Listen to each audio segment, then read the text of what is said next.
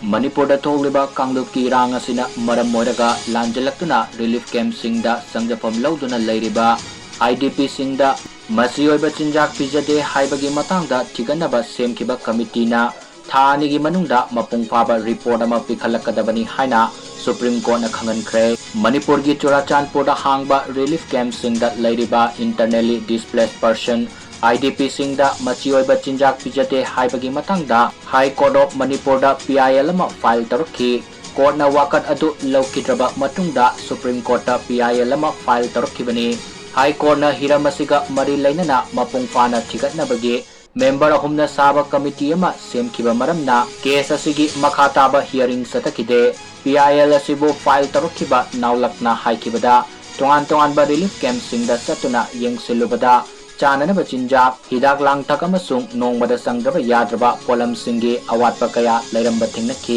respondent की माइकैदा लेपखिबा additional solicitor general Aishwarya Singh भाटीना हाइखिबदा मेंबर अहुमना साबा कमिटीना पिखलकपा रिपोर्ट युमफम ओइरगा लैंगांगना मथौ ताबा थबक थोरम सिंह सोइदना लौखटफम थोई पिटिशनर की माइकैदा लेपखिबा उकिलना केस असि तराई तराइना लौफम थोक्ते हाइना पल्लदुना हाइखिबदा